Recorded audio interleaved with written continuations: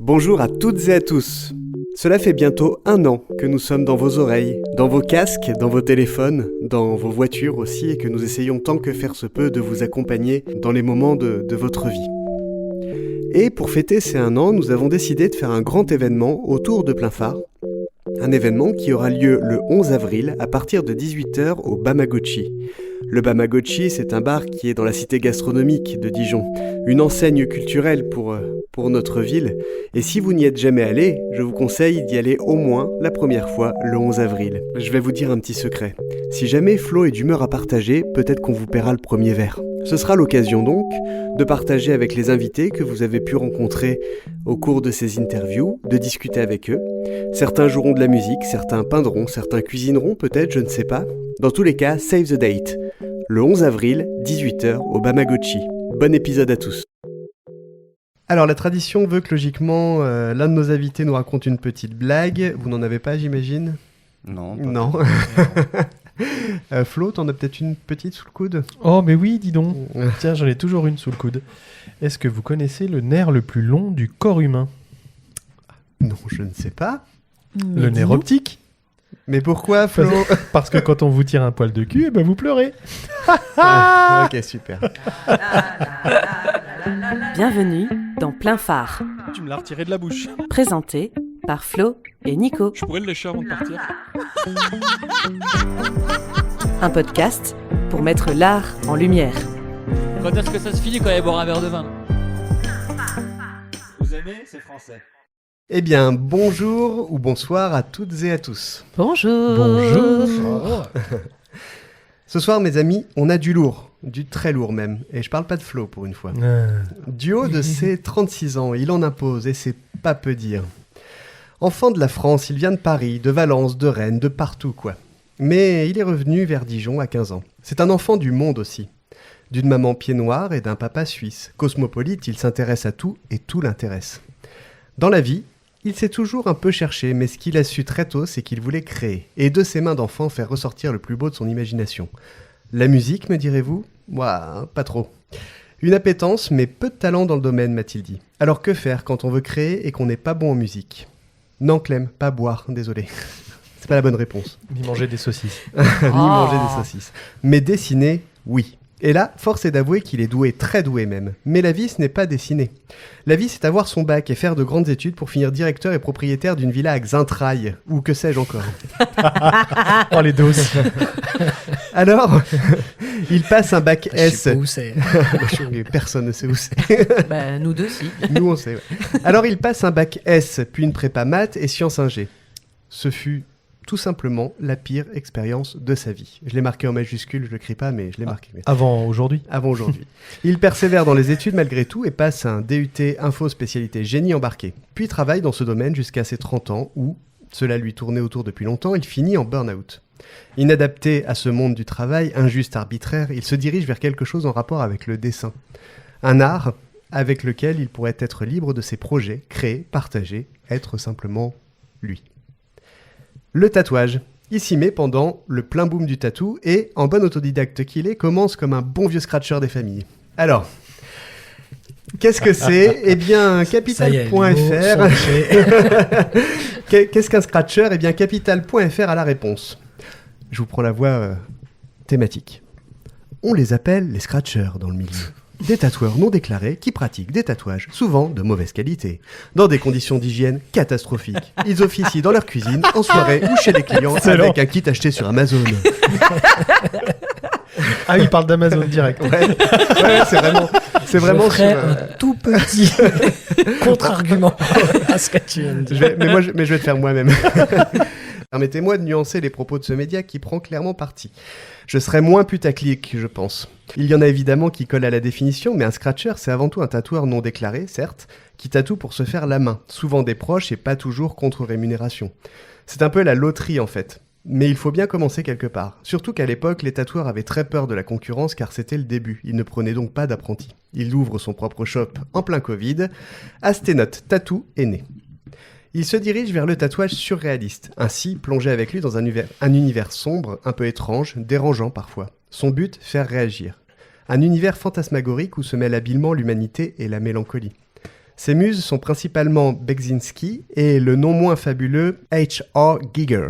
T'as vu cet accent-là ? Yeah. Incroyable. Alors, Bel accent autrichien. un accent anglais-autrichien. Comme ça, vous me direz que ça vous dit rien, mais pourtant, je suis sûr que vous avez vu l'une de ses créations. Je dirais même récemment pour une personne autour de cette table. Un célèbre xénomorphe noir et visqueux, comme ma qui entretient une relation conflictuelle avec Ellen Ripley, interprétée par Sigourney Weaver. Vous l'avez ? Non ? Clémence, particulièrement ? Non ? Non. Alien ? Oui. Bah oui, Alien. Ah. Il en est le créateur esthétique. Il est tatoueur, dessinateur évidemment, mais aussi peintre. Là, je reparle de notre invité. Et trouve son inspiration dans le Caravage, comme l'une de nos précédentes invitées photographes, tiens. Il explore au fil de ses œuvres l'attrait pour le corps, son dégoût également, le rapport que chacun entretient avec son corps. C'est un sujet vaste qu'il dissèque patiemment dans son art. Il est cofondateur d'un collectif d'artistes dont nous avons reçu déjà 2 spécimens ici. Et quels spécimens ?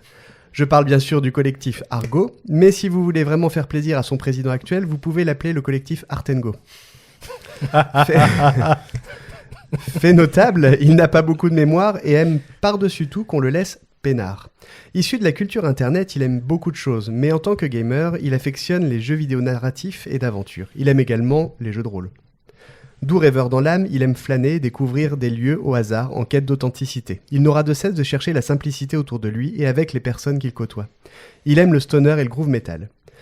Il est tombrophile modéré, c'est-à-dire qu'il aime la pluie mais uniquement quand il est à l'intérieur. Pas folle la guêpe. Clem, tu notes l'expression ? Pas folle la guêpe ? Je crois que je l'avais pas celle-là en plus. Il se décrit lui-même comme un nerd monomaniaque et s'inspire de ses grands classiques au quotidien. Parmi eux, Les Fleurs du Mal, côté livre, The Fountain, Melancholia et Mr. Nobody, côté film. Des inspirations à ne pas mettre entre toutes les mains, vous voilà prévenu. Mais si vous êtes curieux, allez taper sur internet, vous verrez. Enfin, comme je vous le disais, il aime qu'on le laisse tranquille, c'est tout naturellement qu'il fuira les endroits où il y a trop de monde, où la fête bat son plein. Il déteste les bruits parasites, un sifflement, un cliquetis que seul lui entendra et le poursuivra à l'obsession. Par exemple.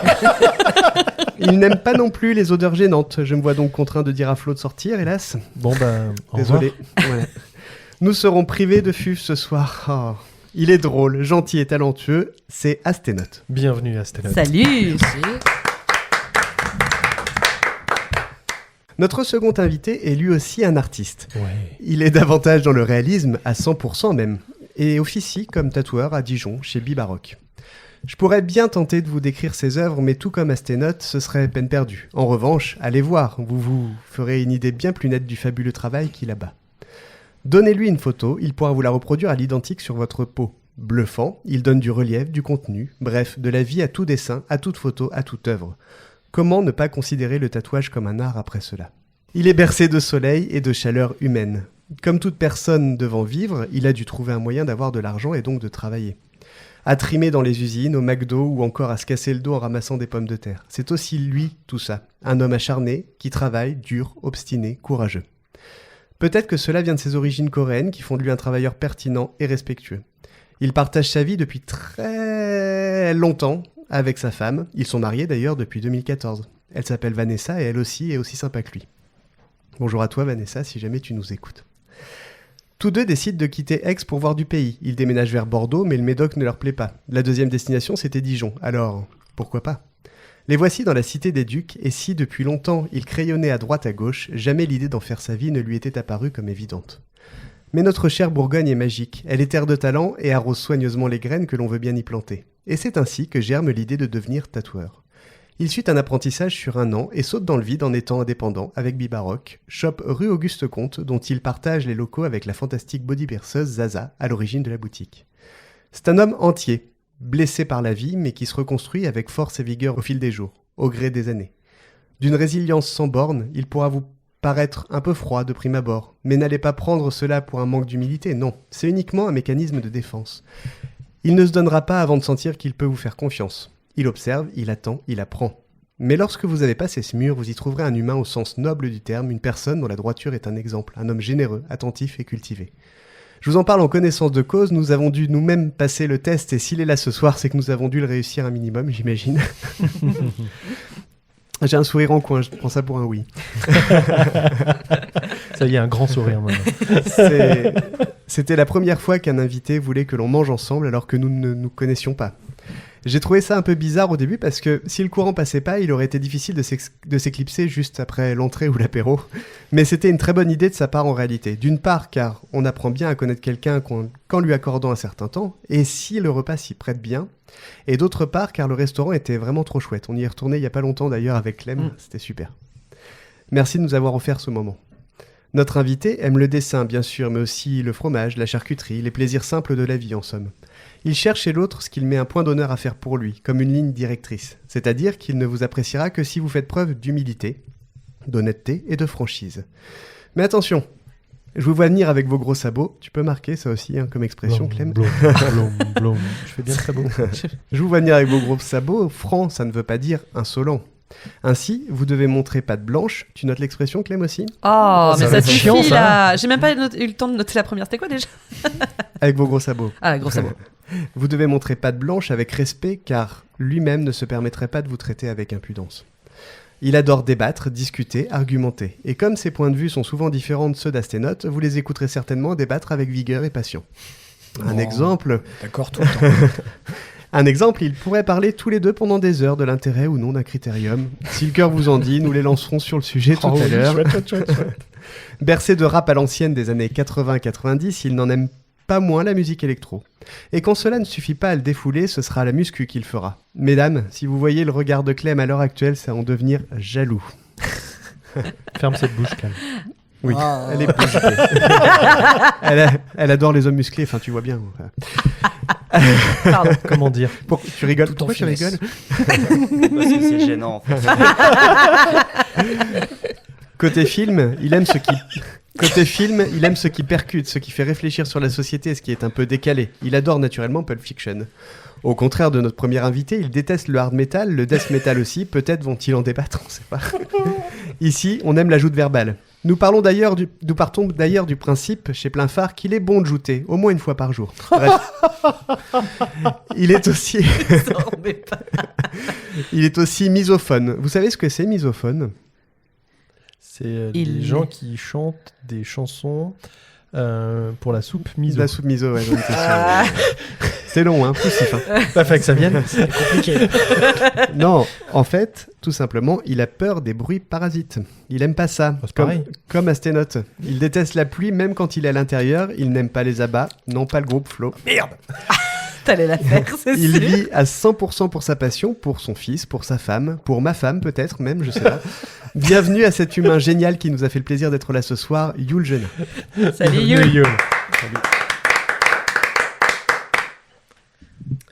On va passer à la partie présentation des chroniqueurs. Ouais, c'est après pas on obligé, pourra hein. parler un Ah peu. mon Dieu. On va encore prendre plein la tête. J'en ai marre. Titre. Parfois, je me dis qu'on a beaucoup de chance d'avoir des invités qu'on a. Les invités qu'on a. Ceux qui acceptent de partager ces moments avec nous, comme ce soir. Et j'en oublie aussi que parmi les invités, nous avons aussi des stars. Oui, je parle bien de la gagnante féminine du concours de mangeuse de saucisses de Morteau 2023 et 2024. Comment en est-elle arrivée là ? Championne du monde. La Championne grande du question, monde. c'est où est le trophée ? Alors, j'ai bien une réponse. Alors, comment elle en est arrivée là ? Rétrospective. Elle est née un 9 septembre 1992. Déjà toute petite, lorsque les autres enfants tétaient évidemment le sein de maman, elle était biberonnée à la saucisse de Toulouse. Ville de naissance oblige. Et quand les autres bébés se faisaient fredonner Meunier Tudor et autres J'ai du bon tabac, ses parents, à elle, avaient coutume de la bercer au son de l'hymne de Rennes. Eux qui étaient nostalgiques de leur vie bretonne, ainsi entendait-elle tous les soirs. Galette saucisse, je t'aime, j'en mangerai des kilos, dans toute l'île est vilaine, avec du lait ribot, galette... Bon bref.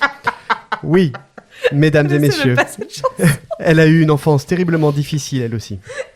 Plus tard, adolescente, quand les autres voulaient être pompiers ou médecins, elle rêvait secrètement de devenir saucissologue à la Sorbonne. Oui, elle ne le savait pas encore à cette époque que ça n'existait pas, mais personne n'a voulu briser son rêve. Et quand Chloé, Kevin et autres Jean-Baptiste réclamaient un scooter, elle désirait ardemment chevaucher une saucisse cheveux au vent. Jeune adulte, elle fait son coming out. Papa, maman, j'aime les saucisses, déclame-t-elle. Mais qu'a-t-on fait de mal, rétorque sa maman, effondrée. Mais dans le regard malicieux de son père, elle sent pointer de la fierté. Lui, petit-fils de boucher, reconnaît bien là sa fille. Elle entame des études d'infirmière pour faire comme tout le monde, mais cela ne la fait pas vibrer. Elle entame donc, en loisir, une étude d'un instrument. Elle choisit celui qui se rapproche le plus d'une saucisse, la flûte traversière. Et quand elle souffle dedans, elle s'imagine sentir les douces effluves du fumé l'envahir. Pendant des années, elle s'exerce, elle gobe saucisse après saucisse. Et quand ça ne passe plus, elle fera glisser tout ça au savon de Marseille s'il le faut. Car elle doit atteindre son but, être LA mangeuse de saucisses. En 2023, elle s'inscrit au hasard, sans conviction. Elle se dit qu'elle va tester pour voir le concours de mangeuse de saucisses, mais au fond d'elle brûle un feu ardent, une rage de vaincre. Et c'est après avoir mangé une assiette de frites et une assiette franc-comtoise qu'elle s'installe pour débuter le concours. Oui. 10 minutes. C'est vrai, hein. Oui, c'est vrai. Tout ce que je raconte est vrai. 10 minutes pour changer le cours d'une vie. Elle engloutit rondelle après rondelle comme si elle jouait sa vie dans une partie fine. Le chrono s'arrête, le verdict tombe. Elle est seconde au classement général, mais première féminine, la consécration. En 2024, elle retente, même résultat. En 2025, arrivera-t-elle à battre Mathieu, le champion catégorie masculine ? Bravo à toi, tu es une source d'inspiration pour nous tous. Applaudissements pour Clem. Oh non, mais au secours. Ce qui est horrible, c'est que c'est vrai. Alors, non. Tout est vrai. Tout n'est pas vrai. Non, mais. La flûte traversière, non? Ah si, ça Ah, c'est vrai. Alors, si c'est vrai, je fais de la flûte traversière, mais pas en imaginant que C'est une saucisse. c'est une saucisse, enfin. Et que dire de notre mon fabuleux co-host J'ai peur pour toi. Et voilà, c'est l'heure de la première rubrique. Place au Kalarnikov. Merci. Évidemment, il y en a des choses à dire. C'est en premier lieu notre community manager. Il jongle avec les réseaux afin de maintenir notre renommée internationale. Ambidextre, il publiera une story de la main droite sur Insta et postera sur son fil Blue Sky de l'autre main. Alors j'en profite pour vous dire, nous sommes sur Blue Sky aussi. Polyvalent, il saura vous faire rire avec son humour potache, mais il saura aussi vous faire pleurer avec son humour potache. Déterminé, c'est un homme de projet. Toujours à l'affût de nouvelles choses, il est curieux, entêté, et le pire, c'est qu'il est bon dans tout ce qu'il fait. C'est un peu énervant parfois. Talentueux, c'est un artiste plasticien dont la renommée n'est plus à faire ici, et même hors de nos frontières bourguignonnes. Il s'expose avec succès un peu partout, à force de persévérance. Franc, il assume toujours ce qu'il dit, mais c'est chose aisée car il le dit bien. Gentil, c'est un gros cœur sur pattes, généreux, parfois un peu trop. J'ai peur de la chute. C'est un homme brillant, aux 1000 facettes. Applaudissements pour Flo, c'est tout. Il n'y a pas de chute. Bravo, Flo. Ah, c'est beau. Merci, Nico. T'es vraiment mauvaise langue. Ah, quand j'ai eu tu t'y très mets, peur. hein. Bah, c'est où, hors l'habitude. de la France? Merci, Nico. Et nous avons Nico, il nous manque en présentation. C'est un homme plein de surprises, comme vous avez pu le constater. Vous pensez qu'il ne sait pas quelque chose ? Eh bien non, il saura vous en parler, et s'il ne sait pas, il cherchera jusqu'à vous donner la meilleure réponse possible. Il est intelligent, drôle, attachant, motivé pour tout, et beau gosse avec ça. S'il a une femme, plus. elle est vraiment très chanceuse. C'est Nico. Merci. Mes amis, c'est l'heure, c'est important, l'heure est grave. C'est l'heure du Kalarnikov.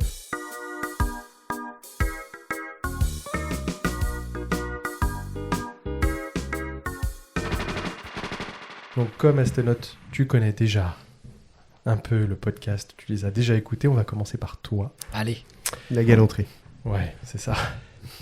Donc bien sûr, Oh, le regard. interdit de nous dire oh les deux ou aucun. Il faut Ouais, faire on un fait choix, un choix. c'est important et le plus rapidement possible.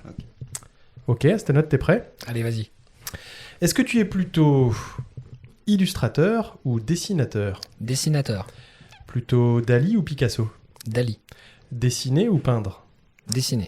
Capitaine Haddock ou Tintin ? Capitaine Haddock. Pantera ou Machine Head ? Pantera.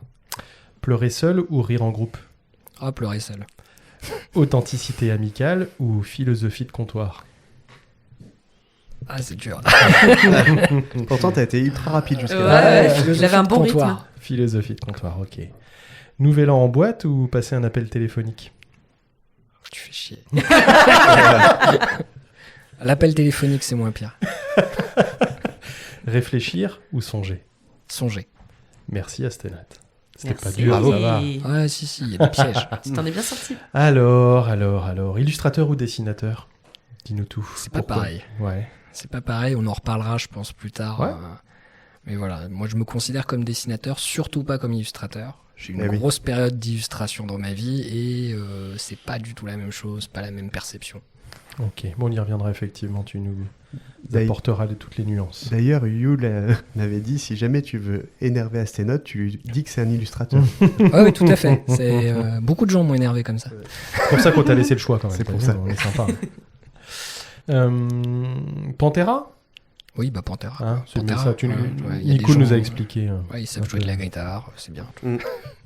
Et puis après, on va partir sur un peu plus personnel. Allez, réfléchir ou songer. Tu nous as choisi. Ouais, songer, c'est Songer. mieux, c'est moins angoissant. Ouais. La réflexion, c'est angoissant. Ouais. Ouais. Merci beaucoup, Estelot. Merci. Yul, est-ce que tu es prêt? C'est pas les mêmes questions. Ouais,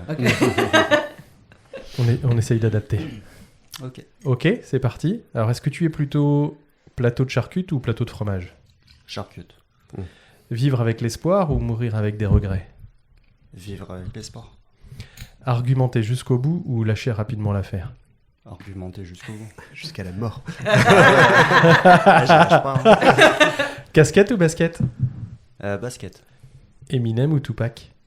Eminem. Snoop Dogg ou Missy Elliott? Snoop. Liner ou shader?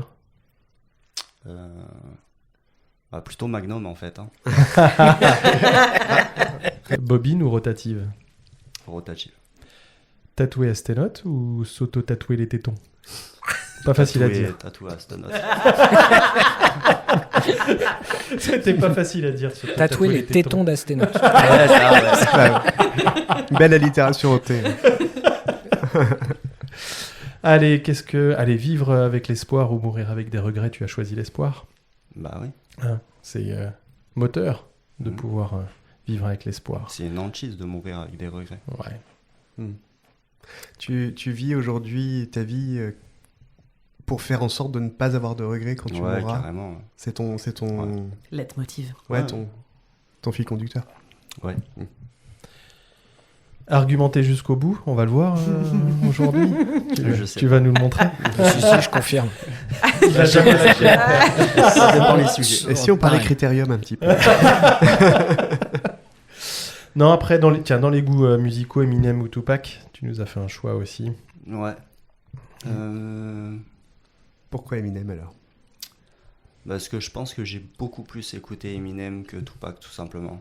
Parce que c'était vraiment en pleine période, on va dire un peu adolescente, où il a émergé. Donc c'est vrai que je l'ai beaucoup écouté, et puis même à la radio, ce genre de choses, ça passait énormément, quoi. T'es de l'époque de The Eminem Show? L'album qu'il avait sorti avec Without Me, des trucs comme ça. Ouais. Ouais, moi aussi. Ok, je l'ai poncé cet album. Ouais, puis il y a les clips, ils passaient, tout Ah ça. ouais. Donc, c'était, Slim Shady, j'adorais. Tupac, fallait un peu plus chercher déjà. Donc, Mm. Donc c'est ta bande son, quoi. Mm. Après, on reviendra sur le liner, shader, Magnum, Sur la technique. sur la technique tout à l'heure. Donc je reviens pas tout de suite ni sur la bobine et la rotative. Par contre, pourquoi on t'a proposé s'auto-tatouer les tétons ou tatouer Astanote? Les deux sont vrais, je crois. Hein. Ouais. C'est quoi le plus dur? De se faire mal au téton, Ouais. c'est pas agréable du tout. Ouais, c'est si douloureux Donc, que ça. Ah ouais. Ah ouais. Ah, ça m'a un peu dissuadé de le faire aussi. Ah ouais. Oui, Ah, j'imagine. bah, on j'étais parti parlera dans des le- zones sensibles alors tout à l'heure. C'est intéressant Déjà, j'ai aussi. mis du temps avant qu'il se fasse un piercing au téton Ah ouais. pour Ah, le c'est l'horreur. motiver, mais bon, on l'a fait. On l'a fait ensemble. On l'a fait quand même. Mm. Et puis, le tatou au téton, honnêtement, c'est juste de la curiosité. Mm. Voilà, hein, je sais ce que ça fait. Je conseille pas trop. Moi, j'étais impressionné quand on a préparé l'émission, quand tu nous expliquais justement l'auto-tatouage. Mais pareil, j'aimerais bien qu'on puisse creuser un petit peu tout à l'heure Ouais. sur Ouais, sur ouais. cette notion. La question qu'on pose tout le temps, c'est Pour vous, c'est quoi l'art? est-ce que tu te sens, Yul, d'en parler en premier? Bah ouais. Allez. Pour toi, c'est quoi l'art? L'art, pour moi, c'est un moyen d'expression pour qui la plupart des artistes ont malgré tout énormément de choses en tête, mais beaucoup de difficultés à l'exprimer. Et l'art, c'est le moyen, on va dire, le plus simple pour la plupart d'entre eux de s'exprimer pleinement, en fait, tout simplement. Donc, moi, c'est Un vecteur d'expression, un vecteur de sentiment.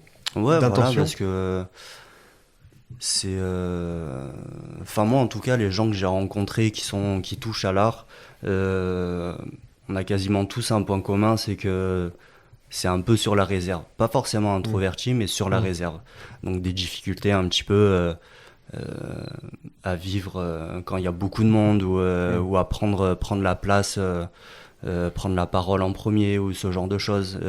À en et parler de manière générale. Voilà, c'est ça. Et ce qu'il y a, c'est que l'art, en fait, peu importe ce que c'est, la danse, le dessin, la peinture, le chant, en fait, c'est les moments où on est tout seul face à son papier, plus ou moins, et on n'a pas de regard, on n'a pas de contraintes. Donc du coup, les artistes peuvent s'exprimer pleinement sans vraiment avoir de regard autour, dans l'immédiat en tout cas.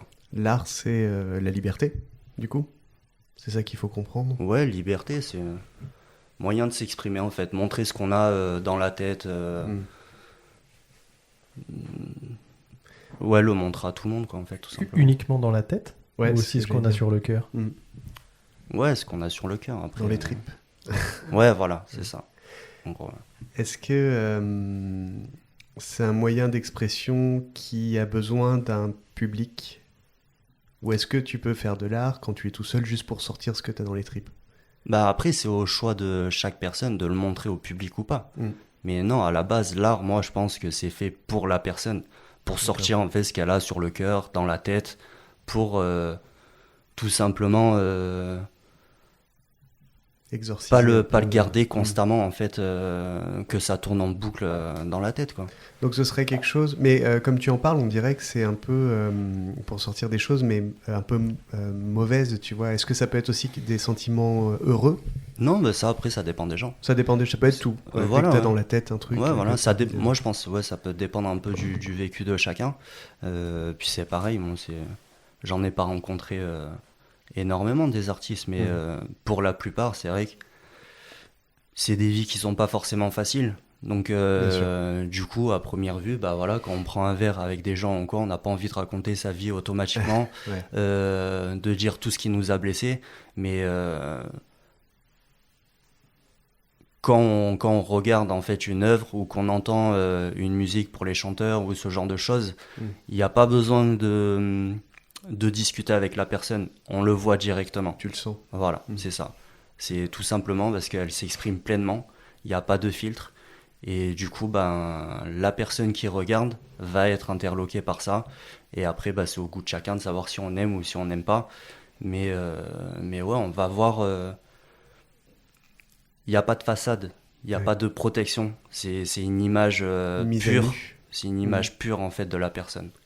Et ce que tu fais, donc comme tu l'as dit, c'est un peu dark, un petit peu comme Asténote aussi, mais il va en parler tout seul, comme un grand. Mais donc c'est bien un reflet de ce que t'as dans la tête, quoi, de ce que tu veux exorciser, faire sortir, quoi. Mes dessins. Oui, tes dessins. Ouais. D'accord. Et donc la question qu'on pose aussi par la suite là-dessus, c'est est-ce que tu te sens artiste, toi? Non. Pourquoi? Parce que c'est pas. On va dire, c'est aux gens de me juger. C'est pas à moi de m'auto-proclamer artiste, de dire ce mot en fait il a trop de valeur pour moi pour que je puisse dire du jour au lendemain bah ouais je suis un artiste parce que je fais ci, parce que je fais ça. C'est je vais être très gêné et très flatté quand on me le dit, mais moi je le dirai jamais de moi-même quoi, en fait. Mais tu l'acceptes. Si moi je dis toi je trouve que t'es un artiste, tu l'accepteras. Tu vas pas aller Bah oui, contre, forcément, ça flatte. Oui. C'est comme je te dis, c'est un mot tellement important pour moi que oui, c'est flatteur. Mais après, c'est tellement gros si tu veux que pour moi, non, je me considère pas du tout comme un artiste. Beaucoup Donc, d'importance à ce mot-là. Ouais, en fait. voilà, c'est ça. Et toi, Asténote, t'as la même vision de l'art que Yul ou pas du tout? Tu vas avoir un parallèle sur pas mal de points, mais pas sur l'idée de départ de ce que c'est l'art. En fait, pour moi, vu que à la base, tout l'origine avant de tatouer, j'ai quand même vachement plus dessiné, créé beaucoup de choses et réfléchi dans l'idée de ce que c'était l'art avant de passer au tatouage. Après, on expliquera peut-être plus loin pourquoi je suis venu au tatouage. Plus en détail, oui. L'idée, c'est que pour moi, l'art, à la base, c'est une lutte avec soi-même. D'accord. C'est un peu une réponse bizarre à dire comme ça, mais on n'a pas eu pour l'instant. il y a une forme cathartique dans la façon de s'exprimer quand on crée. Et il faut se dire qu'on est en train de balancer plein de choses sans trop réfléchir à ce qu'on veut dire ou autre, et on balance beaucoup de choses d'un coup. Donc d'où le fait que c'est un peu quelque chose de très difficile à faire, difficile à expliquer aussi pour des gens qui ne créent pas. Bien sûr. Enfin, à des gens qui ne créent pas. C'est assez compliqué d'avoir cette démarche. Moi, j'ai une démarche très... j'ai une vision de l'art qui est très cathartique, qui est très violente avec la personne qui crée. Oui. C'est-à-dire qu'on n'a pas, même que ça soit joyeux ou pas, hein, c'est pas la question, c'est vraiment comme si tu avais fait un marathon ou autre, on est en train de balancer tout plein de choses en ayant l'intention juste de transposer des émotions, des idées, mais pas dans l'idée, et c'est là où justement on a un petit point de différence peut-être, que c'est pas dans l'idée de chercher la technique. C'est que la technique, on s'en fout. D'accord. Et c'est ça un petit peu l'art. L'art, c'est l'expressivité la plus primaire. Ouais. Non, mais c'est en fait, si tu vas dans le concept même de l'art, tout le monde peut se prétendre artiste. C'est pour ça que je trouve que le mot artiste est très galvaudé en fait au final. Mais justement, c'est la technique qui fait la différence. Eh ben non, c'est là où je suis pas d'accord. Parlez-en. Parce qu'en fait, le côté entre technique, quelqu'un qui va faire ça dans sa chambre, qui fait un peu n'importe quoi, et vraiment quelqu'un qui aura une technique à proposer, c'est ça qui va faire la différence entre en quoi t'es légitime pour dire que quelqu'un qui le fait dans sa chambre avec des crayons de couleur dégueulasses et fait que des petits cercles, des critériums, et qu'il arrive à faire quelque chose où lui, il a l'impression d'avoir créé quelque chose d'important pour lui. Ouais, c'est une création, mais... Ah, mais l'art, c'est de la création brute. Et en fait, du moment que tu as l'intention... En fait, on va même résumer un petit peu ma vision de l'art. Pour moi, l'art, c'est l'intention qui prime sur la technique. Si tu as une intention de vouloir honnête, de vouloir balancer des idées, des émotions, la technique est forcément mise en retrait. Donc, l'art peut exister sans la technique, selon toi? Alors, selon moi, oui. Mais c'est là où on va juger derrière, où le spectateur va être mis en scène pour pouvoir juger et en fait hiérarchiser un petit peu le monde de l'art, même si c'est pas forcément le bon terme, j'arrive pas à mettre le bon terme, mais c'est là où la technique va permettre de faire sortir des artistes importants, d'autres un peu moins importants. C'est ce qui va différencier un bon artiste ou un très bon artiste d'un artiste lambda. C'est ça, c'est pour ça que le mot artiste, c'est pas forcément un bon terme pour définir quelqu'un qui crée, et en plus ça va créer des tensions, des choses un petit peu commerciales aussi. Le mot artiste, moi je l'associe beaucoup à quelque chose de très commercial. Oui, c'est une vision qu'on a pu... Alors je me dis artiste parce que ça vend ça permet de vendre un peu ce qu'on fait, et ça va dans le sens de lequel moi je perçois l'art, mais c'est pas un terme que je trouve intéressant pour les créateurs, quels qu'ils soient. Et après, tu parlais de la technique qui pourrait créer vis-à-vis du public une sorte de hiérarchie. Tu crois qu'il n'y a que ça, ou est-ce qu'il y a d'autres choses? Tu parlais du côté commercial des choses. En fait, la technique pour moi m'intéresse pas. C'est vraiment, alors que pourtant je la pousse très loin, c'est pas la question, mais on va prendre le cas du photoréalisme, qui est vraiment quelque chose que je donne beaucoup comme exemple. Pour moi, le photoréalisme, j'arrive pas à y voir quelque chose comme autre chose qu'une technique poussée à l'extrême, mais l'intention derrière, je la vois pas. Et ceux qui font du photoréalisme pourront très bien justifier qu'il y a une intention. Et c'est là où c'est compliqué de dire que la technique est importante. Sinon, moi, je chercherais à faire du photoréalisme dans le surréalisme. Tu ne la vois pas ou tu ne la comprends pas? Non, je la vois pas du tout. Tu la vois pas, ça te passe vraiment? Ah, mais ça me passe à 10 000 au-dessus de la tête. Ouais. D'accord. C'est-à-dire que si tu veux faire du dessin photoréaliste, prends un appareil photo. Qu'est-ce que t'en penses, toi, Yul, de ça? J'en pense qu'il faut d'abord tester pour se rendre compte vraiment de la technique que c'est. Et après, ça dépend. Si tu prends juste une photo et que tu la refais, oui, en effet, c'est quand je parle du photoréalisme, c'est de la copie pure de photo. De la copie de photo. Ça, je suis un peu d'accord avec toi. C'est juste, on va dire, du recopiage, quoi, tu vois.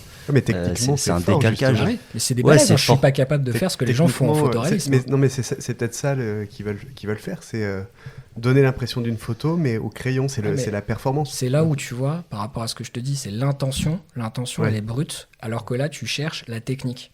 Si tu cherches la technique avant l'intention, tu perds une émotion dans l'art. De ce que tu veux dire. On avait Hmm. une approche assez similaire à la tienne, mais pas dans le même art.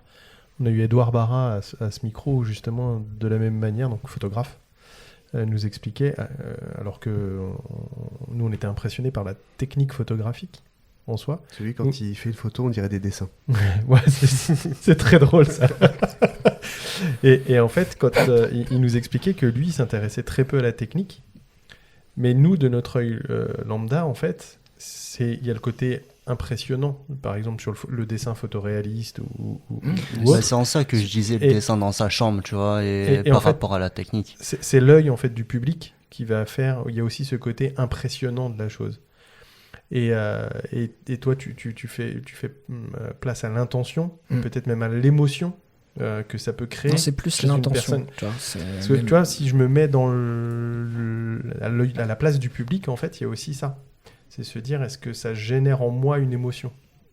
Ouais, parce que pour moi, ce qu'il y a, c'est d'angle. De la part d'un artiste, ce qu'il recherche avant tout, c'est d'interpeller en fait le public. Peu importe qu'on aime ou qu'on n'aime pas, il faut l'interpeller. En musique, en dessin, peu importe. Et ce qu'il y a, c'est que tu peux l'interpeller avec ta création, avec tes émotions, mais tu peux aussi l'interpeller avec ta technique. Et ta technique est tellement poussée qu'en fait, que tu aimes ou que tu n'aimes pas, tu peux que être impressionné. Ouais, mais je trouve que, justement, là, tu as raison sur le fond du fait que le public est interpellé par la technique, et je trouve ça dommage. Tu vois, c'est que la technique est devenue une forme de reconnaissance avant l'intention, avant l'idée. Oui, mais si et ça je vais te prendre même autre chose que le dessin. Tu vas prendre ne serait-ce que le cinéma, qui est un médium que j'aime beaucoup, ou le jeu vidéo. C'est-à-dire que ce qui se vend le plus et ce qui impressionne le plus dans le jeu vidéo, par exemple, c'est le photoréalisme des textures, de tout. Et pourtant, c'est pas ça qui est intéressant dans le jeu vidéo. C'est pas le photoréalisme, c'est le fait qu'il y ait quelque chose d'intéressant à effectuer, à échanger. Tu peux avoir les deux. Ouais, mais j'en connais pas beaucoup qui font les deux. On parlera jeu Ouh là vidéo. là, voilà. Je sens que Nico va te convaincre que ça existe. On va en reparler. Je vous propose qu'on passe à la rubrique de Clem, qui s'appelle la rubrique à Clem, la bien nommée. La rubrique à Clem, la rubrique à Clem. La rubrique à Clem, la rubrique à Clem. C'est vrai que pour le nom de ma rubrique, on s'est pas trop foulé. C'est on vrai. n'a pas été chercher C'est plus assez loin. clair. Donc comme dans chaque podcast, je vous emmène dans le monde des expressions de la langue française. Alors aujourd'hui, je vous propose de parler d'expressions venant de l'armée. Peut-être que vous en découvrirez certaines que vous connaissez ou pas. Moi, j'avoue que presque toutes, il y en a beaucoup que je ne connaissais pas. Donc, Genre en gros de mauvais son.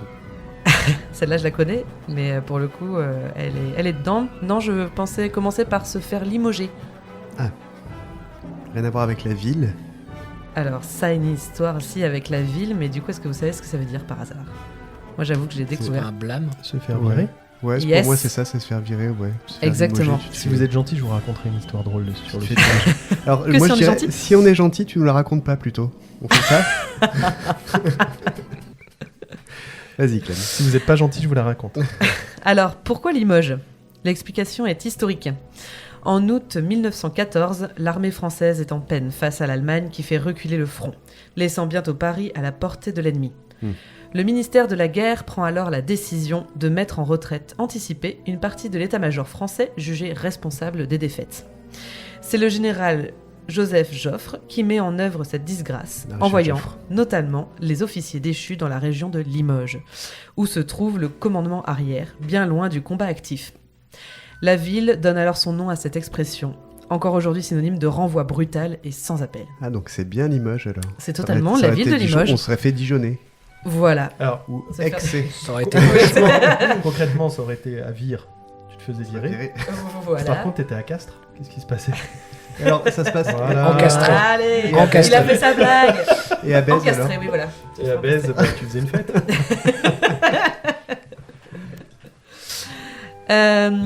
Pour la suivante, je vous ai choisi battre la chamade. Oui, Ça parle. Le cœur qui bat la chair. Le cœur qui bat la chamade, voilà en général. Venu du persan chimata, qui signifie fièvre ou vacarme, et de l'italien chiamata, qui signifie appel ou clameur. La chamade est un puissant roulement de tambour, joué pour signaler une reddition, accompagné parfois du célèbre drapeau blanc. Ok. Un cœur qui bat la chamade est donc sujet à une vive effervescence. Il bat comme un tambour pour signaler son agitation. Et si le trouble est amoureux, sa capitulation face au charme de celui ou celle à l'origine de cet émoi.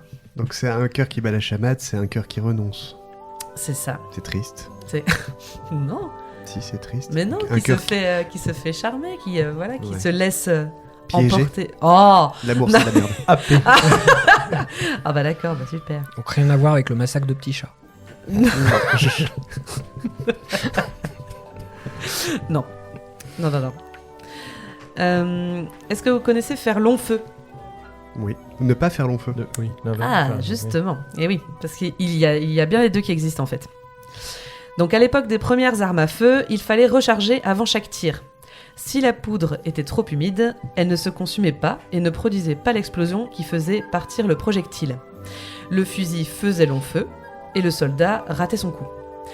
À ne pas confondre avec l'expression « ne pas faire long feu », quant à elle qui fait référence à un véritable brasier. Elle repose sur l'image d'un feu de paille rapide et éphémère. Donc faire long feu renvoie donc à un échec et ne pas faire long feu à la brièveté d'une situation. Eh oui. Flo ne fait pas long feu. Enfin, c'est une certaine... Ta blague fait long feu, par contre. Moi, c'est le témoignage du jardin Adeline S. J'en sais pas plus. Il y a toujours elle qui témoigne, c'est fou. C'est fou, hein. Qu'est-ce qu'elle est présente. Allez, j'en ai une autre, celle-là que je connaissais pas non plus. On va voir si ça vous dit quelque chose. Tirer à boulet rouge. Ah oui, bien sûr. Ça veut dire. Ah bah d'accord, super. Ça veut Ok. dire s'en prendre à. Non mais les gars, rassurez-moi, vous la connaissez. connaissiez pas? Ah merci. Non. Ok, super. Sans on prendre à travaille quelqu'un qui pense. sans autre forme de jugement, en fait. Ouais, il y a l'effort, quoi. Ah, c'est ça, Tu le lâches Twitter. pas. Ouais. Oui, c'est Twitter. C'est Twitter. C'est X. Ok. X. Donc effectivement, cette expression très imagée signifie attaquer violemment quelqu'un par la parole ou par des écrits. Elle trouve son origine dans l'artillerie de marine, où les soldats faisaient chauffer des boulets dans des fours ou sur des grilles afin de provoquer des incendies sur les bateaux ennemis. Ils étaient vraiment ingénieux à cette époque-là. C'était mieux avant. Il n'y a plus de saison. Bon, je Ma me fais bonne mal. dame. Non, Et une petite dernière pour la route, faire le mariole. Ouais. Faire le pitre. Ça vous parle? Bah oui. Donc, héros des guerres de la Révolution et de l'Empire, Dominique Gay Mariol est alors réputé pour sa bravoure et sa taille, plus de 2 mètres. Wow. Comme elle. Plusieurs... Oh putain. Il l'a faite. Plusieurs fois blessé au combat, il est admis en tant que sapeur dans le corps des grenadiers de la garde impériale et fait chevalier de la Légion d'honneur. En 1807, à la veille de l'entrevue de Tilsit entre le tsar Alexandre et Napoléon Ier, Patrick Tilsit. C'est du sabotage. Pardon. c'est du sabotage de rubrique. Le blablabla, je sais plus où j'en étais, merveilleux. L'empereur passe en revue ses troupes et notamment le bataillon de Mariol. Le sapeur, voulant se faire remarquer, aurait alors présenté les armes, non pas avec son fusil, mais avec un canon pesant plus d'une centaine de kilos. Napoléon Ier n'aurait pas pris ombrage de ce geste arrogant et l'aurait félicité pour sa force. De cette prouesse est née l'expression « faire le mariole », voulant dire attirer l'attention, finalement. D'accord. Ça, c'est fou parce que toutes ces expressions-là, bon, on n'utilise pas trop. Vous utilisez, vous, ce genre d'expression-là? Tirer à boulet rouge, faire le mariole, Yule? Mariole, ouais, mais le reste, non, pas trop. Pas trop. Faire le mariole, Faire beaucoup long pour feu, les ne enfants. pas faire long sont- feu aussi, peut-être. Quand tu dis, Ah. moi, Faire long feu, moi je ne connaissais pas la nuance entre les deux. Ouais, moi non plus. je savais Ouais. pas, Je savais du même tout, pas pour que le coup. faire long feu c'était négatif. Ouais, je pensais que c'était l'inverse en fait. C'est bon, t'es Donc, vieux. ouais, il a fait long feu. il a fait long. Bah non, en fait. Eh ben non, C'est vrai que souvent, tu dis, ce soir, je vais pas faire long feu, je vais me Oui. coucher tôt, quoi, par exemple. souvent pour le soir, ça va. Ah, pas ce soir quoi. Mais pas sûr. Ça nous arrangerait c'est pas, bon. Nico. Bah du coup, voilà, au fur et à mesure, j'ai des expressions que Nico me rajoute à ma liste, mais en tout cas, n'hésitez pas si vous avez des expressions que vous voulez que j'explore pour vous avec grand plaisir. si tu veux. Ah, Alors, vas-y. ah, vas-y. Pisser dans un violon. Ah tu là l'as là, faite. Tu l'as faite, Je celle-là. crois que je l'ai c'est- déjà faite, tu l'avais celle-là. déjà faite. Oui. Ouais. Mais je te renvoie au podcast précédent, il t'en reste à peu près une vingtaine à écouter. Et t'en as d'autres, du coup? Si, t'as poussé mémé dans les orties. Ah oui, celle-là, je me la suis marquée, Ouais. effectivement. Elle est dans ma Faut liste. pas pousser Celle-là, mémé dans les j'aimerais bien orties. savoir. Tu vois. Ok, eh ben, avec grand plaisir, j'en parlerai. Ouais. Comment tu feras une dédicace à Asténote. Et toi, Yul, t'en as des expressions que tu dis souvent, non? Pas trop? Non, là, il n'y a rien qui me vient. Là. Merci, Clem. Merci, Avec plaisir. Clem. La rubrique à Clem, la rubrique à Clem. La rubrique à Clem, la rubrique à Clem. Je vous rappelle que nous sommes accompagnés de deux merveilleux invités ce soir, donc Asténote et Yul, qui sont tous deux des tatoueurs de génie à leur façon. Alors, justement, parlons technique, vous ne tatouez que des génies, c'est ça l'idée? Tatoueur de génie. Je comprends pas le Ils le attendent que délire. ça sorte de la lampe. J'allais y aller. Voilà la blague que Nico J'avais- avait préparée. Voilà. Putain. Merveilleux. Yul m'a regardé d'un air très Aladin, affligé, tout c'est ça. très... Il a dit quand Non, c'est mais que reviens, ça se Yul, finit reviens. ce podcast. Non mais ferme la porte, s'il te plaît. Alors, dans cette deuxième partie, on va parler un petit peu plus de vous en tant que tatoueur. On va parler un peu plus de vous en tant que tatoueur. L'idée là, c'est de rendre un peu accessible votre art au public qui ne sait pas nécessairement ce que c'est le tatouage et comment ça fonctionne. Mais déjà, j'aimerais savoir pourquoi vous êtes tatoueur. Pourquoi vous faites ça en particulier? Vous auriez pu vous contenter, entre guillemets, d'être dessinateur Ou illustrateur. ou Oui, illustrateur, comme tu le dis C'est ce actuellement. que j'allais dire. C'est bizarre. J'ai pas Alors, de tacle, c'est En bizarre. fait, je pense que en fréquentant pas mal d'artistes tatoueurs, on a tous des parcours extrêmement variés, très différents. Donc, je vais te parler du mien, puis Yul, je pense, fera un brief aussi sur le sien. L'idée, c'est, moi, à la base, j'ai commencé à vouloir faire de l'illustration, parce que c'était le moment où, sur Internet, ou même les BD ou autres, il y avait beaucoup de salons geeks qui proposaient des illustrateurs un peu débutants. Et c'est un peu comme ça que j'ai commencé à vraiment envisager peut-être d'en vivre. D'accord. Et l'illustration, c'était pas pour moi, pour plein de raisons différentes, tant la façon dont on en vit, etc. Et surtout les sujets que j'aime traiter, c'est difficile à vendre dans l'illustration, et même dans le milieu artistique, hein, petit à petit, c'est un peu compliqué, parce que le sujet de prédilection, Ouais, c'est c'est la ce que j'allais te fascination dérangeante. Voilà. Donc c'est un peu compliqué d'expliquer aux gens, achetez des trucs qui vous font peur chez vous, Qui vous dérange. voilà, qui vous dérangent. Et en fait, j'ai une amie qui m'a poussé vraiment au cul pendant des années à me dire, écoute, t'arrêtes pas de faire des corps modifiés, des corps qui se déforment, et pourquoi tu ferais pas du tatouage? Tu n'y avais pas pensé. Si, mais c'est un milieu compliqué pour y intégrer, pour se lancer, pour s'intégrer dedans. Tu parlais de Scratcher, mais c'était pas vraiment, même si c'était pas vraiment ce que j'étais au début. Et en fait, il y a eu plein de planètes qui se sont alignées pour que j'essaie de faire les choses bien en démarrant en autodidacte, parce que c'était très compliqué de trouver un endroit où me poser. J'avais quand même un bon niveau en dessin, ce qui était quand même assez rassurant, et comme j'avais fait beaucoup d'illustrations et autres à côté, j'avais déjà une notoriété qui m'a facilité l'accès un peu à des amis, à des gens pour s'entraîner. Hein. Passer une bonne année à faire que ça, et après, petit à petit, ça s'est construit beaucoup plus rapidement que ce que j'aurais imaginé. Ouais, c'est assez récent, ouais. Et avec beaucoup de bienveillance de plusieurs artistes qui m'ont tatoué et qui m'ont D'accord. beaucoup guidé aussi. Ok. Et c'est obligatoire on parlait technique là, c'est obligatoire de savoir bien dessiner pour être un bon tatoueur? Ouais. Ouais. Ouais, si tu Tu sais pas partages dessiner, aussi? Tu l'es d'accord. Ah ouais, carrément. Ah oui, ils sont d'accord sur quelque chose. Sans déconner. Et là, vous êtes bien d'accord donc sur le fait que là, malgré tout, ça nécessite d'avoir une technique pour être tatoueur. Vous êtes obligé d'avoir une technique de dessin, savoir dessiner correctement Si avant tu d'être bon veux un tatoueur. bon tatoueur, oui, t'es obligé voilà. de trouver quelqu'un qui sache bien dessiner. D'accord. C'est, Bien dessiner son style. Son Parce que non, mais c'est Son important. style à lui. Parce Ouais. que moi, tu me demanderais de faire du traditionnel américain, donc un style complètement à l'opposé de ce que je fais, Ouais. qui va faire des grandes lignes, beaucoup de couleurs, etc. Je saurais pas faire avec enfin, je pourrais faire quelque chose de pas trop mauvais avec un crayon, mais ça sera pas pareil que quelqu'un qui sait vraiment Spécialisé. spécialisé, épris de ce style-là pour en faire quelque chose. Et on- En fait, si tu veux, avant, les tatoueurs, quand un client rentrait, il disait pas non. Donc en fait, D'accord. tu devais être capable de savoir tout faire, de tous tout les faire, styles. d'être polyvalent. D'être polyvalent. Ce qu'il y a, ouais, c'est voilà. qu'au fur et à mesure du temps, il y a les machines qui ont évolué, les techniques, tout ça, qui ont fait que, au fur et à mesure du temps, les tatoueurs se sont spécialisés en fait dans un style. Puis il y a aussi le plus d'offres. qu'une époque, plus de personnes qui voulaient se faire tatouer, ce qui a permis un peu de se spécialiser et puis d'ouvrir des styles qui étaient inenvisageables avant l'amélioration technique tant des encres que des machines. Et c'est votre style de dessin à la base qui a déterminé votre style de tatoueur, c'est-à-dire que je m'explique. Toi, Asténote, tu fais du surréaliste, c'est ça, en gros? Ouais, c'est difficile à définir. En fait, c'est un style qui a pas... Enfin, le style, je le définis en surréaliste noir, parce que c'est le style artistique que je pratique. Ouais.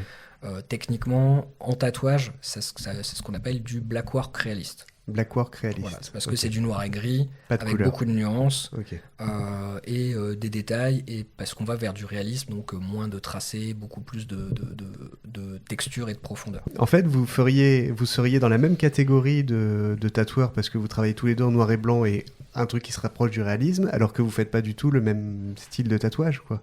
Vous n'avez pas de catégorie plus précise qui peut vous... La précise, c'est nous qui la définissons. Enfin, pour moi, c'est nous qui nous donnons un nom de style parce qu'on aime bien se mettre une case un peu unique pour faciliter aussi que la compréhension des clients, parce que ça reste quand même un peu obscur, les styles du tatouage. C'est presque même plus obscur que le style de l'art. Il y en a tellement que...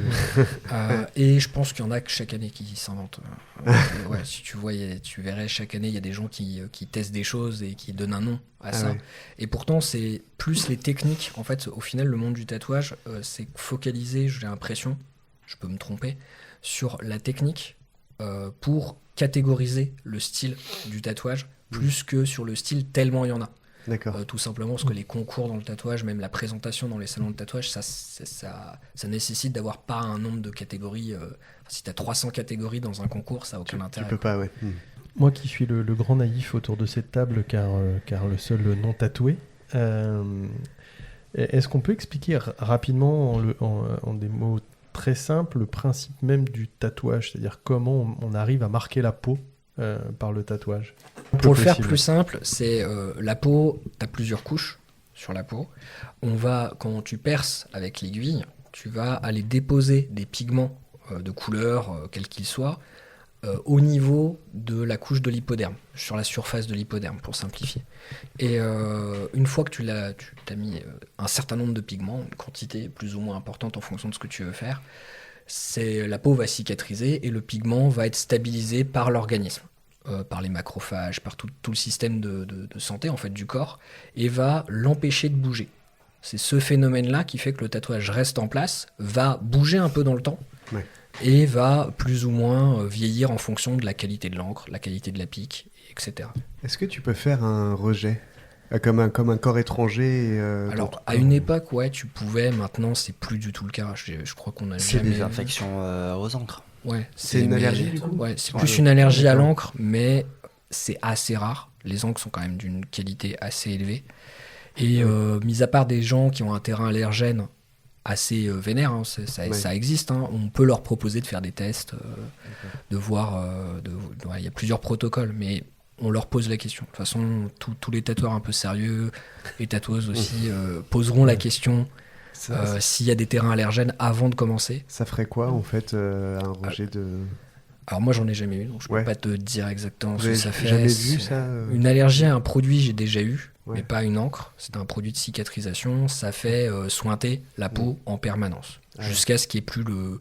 Alors c'est pas dangereux en soi, mais il faut quand même le surveiller chez un médecin, etc. Oui, pas que ça parte en infection. C'est une allergie, c'est pas une infection, c'est pas les mêmes.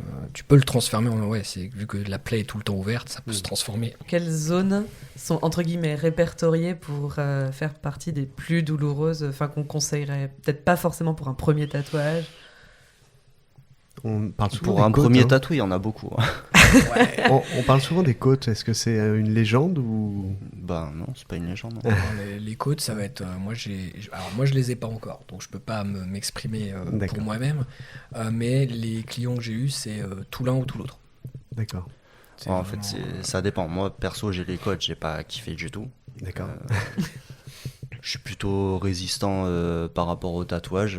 Damien, il en est témoin, il m'a tatoué de nombreuses heures. Je bouge pas forcément. Sur les côtes, j'ai tenu 3 heures et puis bon, voilà, j'en pouvais plus, quoi. Physiquement, c'est même pas mentalement, c'est physiquement, j'en pouvais plus.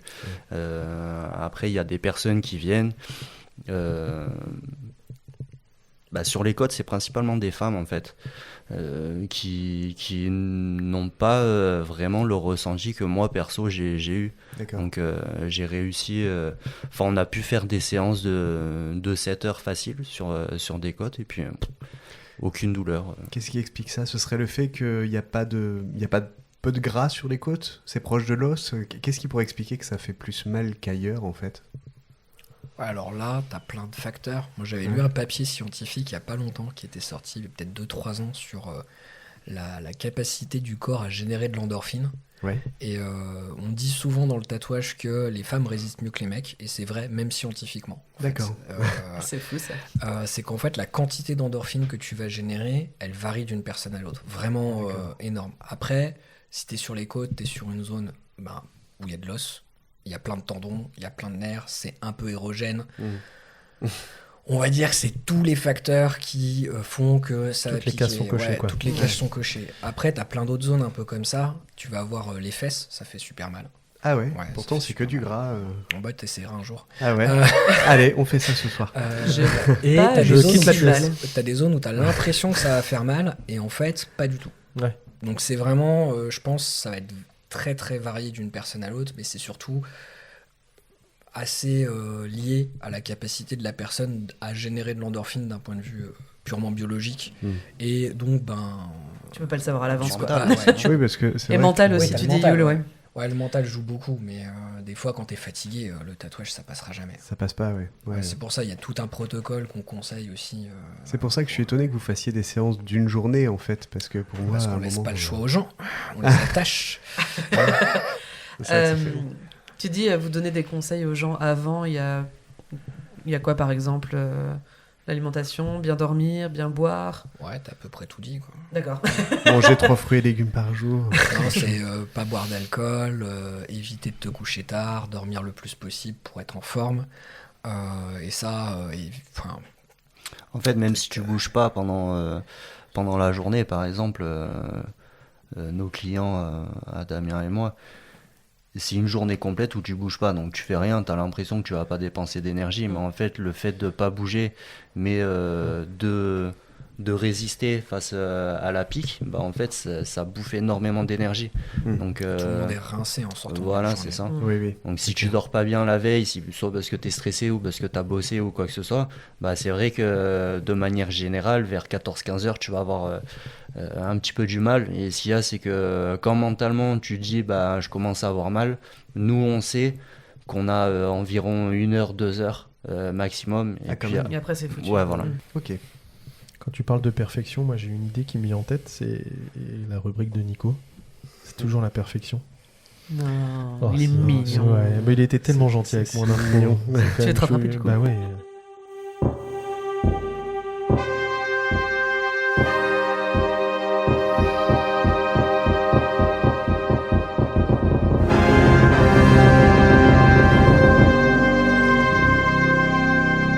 La Stanley rubrique. Pour les fans de cinéma qui connaîtraient éventuellement Stanley Kubrick. Et oui, c'est un jeu de mots. Le pouvoir du vocabulaire. Un enfant, vous savez, un enfant de 10 ans connaît environ 6000 mots. Alors que vous, autour de cette table, vous connaissez en moyenne 30 000 mots. C'est-à-dire que chaque jour, vous utilisez en moyenne entre 300 et 3000 mots pour les plus bavards. Pour les stats, ils ont retiré les footballeurs ? Oui. Mais 3000 mots pour les plus bavards, c'est énorme. Et dans ce panel de vocabulaire, vous n'utilisez probablement régulièrement que les 500 mêmes mots. À l'usage de Clem, dont le top 3 de ces mots est dormir, manger et saucisse, ou de Flo, dont le top 3 est bière, boire et soif. Oh, eh bien... Pas depuis quelques semaines. Eh bien, je vais vous ajouter un peu plus de mots dans votre cerveau. Alors, vous avez certainement déjà entendu parler du pétrichor. Ça vous parle, le pétrichor ? Non ? Vous n'avez jamais entendu parler de ça ? Jamais. On en a parlé en plus. Ouais. On en a parlé. Donc, le pétrichor, c'est cette douce odeur que l'on retrouve juste après la pluie. C'est ça, vraiment une odeur très particulière, un peu féreuse. Eh bien, figurez-vous qu'il y a plein d'autres mots dans la langue française qui ont disparu ou qui sont peu utilisés, qui ont pourtant un sens. Est-ce que ça vous dit, et même si ça vous dit pas, de toute façon je le ferai, de faire un tour avec moi de notre merveilleuse langue française? Oh oui. Allez, c'est parti. Allez. On va tenter ensemble de décortiquer quelques mots, ce sera à vous de deviner ce qu'ils veulent dire selon vous. Alors, est-ce que vous savez ce que ça peut être un kionosphérophile? On compte les points. On compte les points. On peut compter les points si tu veux. Clem, la tradition. Je compte les points. Non, pas du tout. Alors, on va poser des questions. Phil, donc qui aime. Kionosphérophile. Ouais. Phil, donc qui aime, ouais. On peut le décomposer comme ça. Phil qui aime.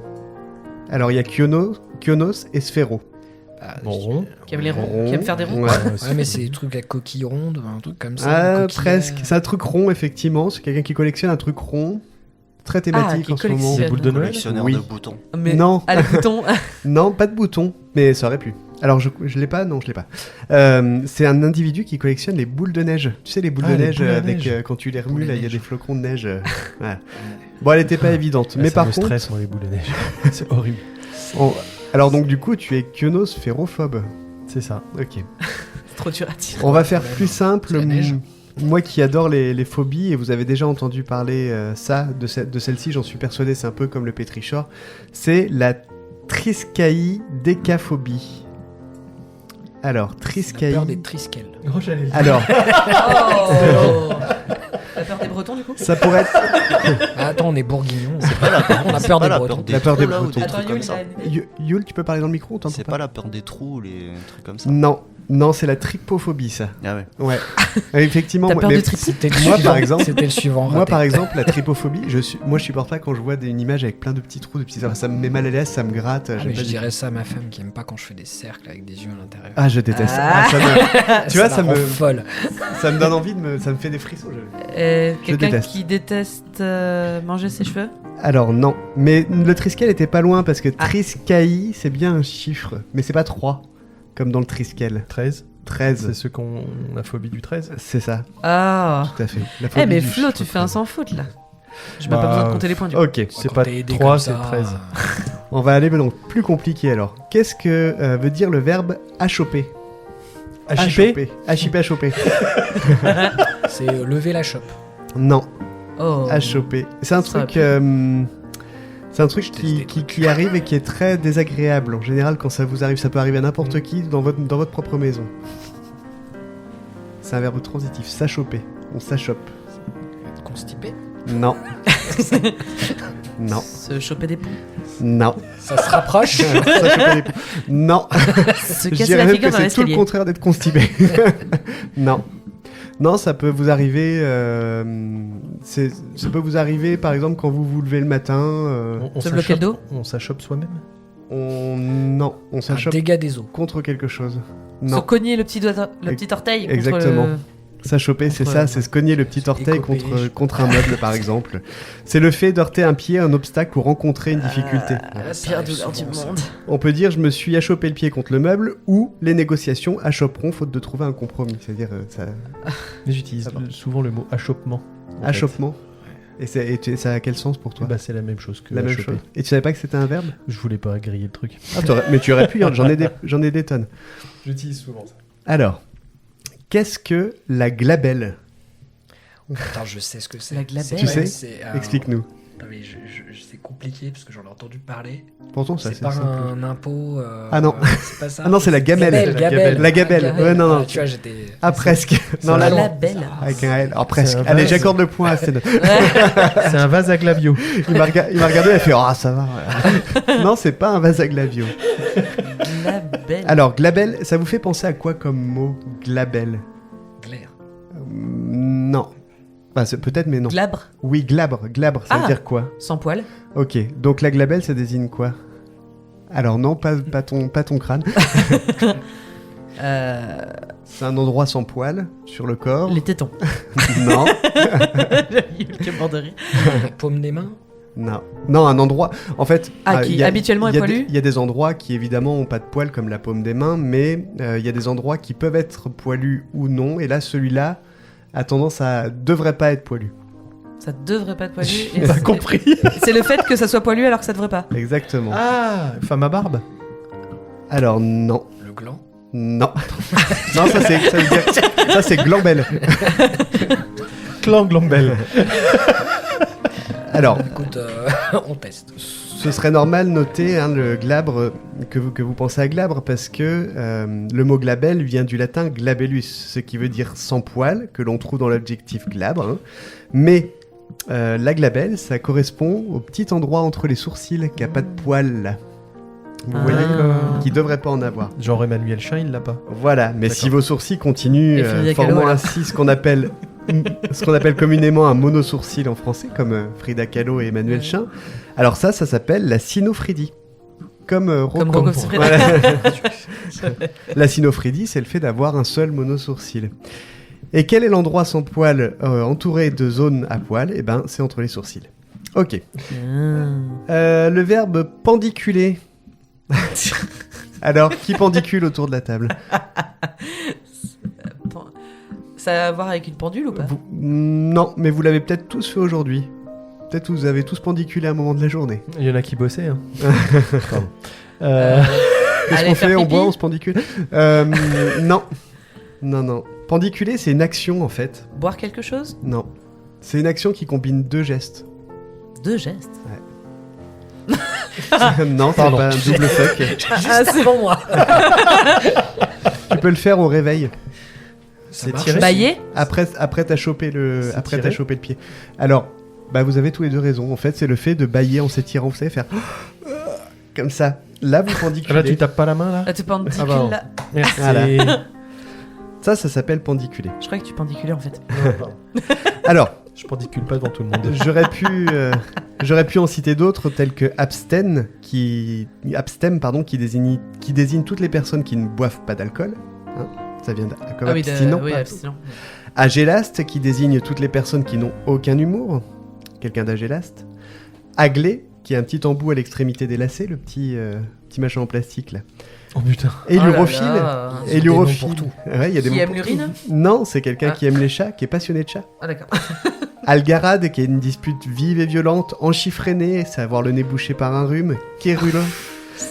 Quérulant, tous qui ces dit d'une mots. personne qui manifeste une tendance à chercher querelle.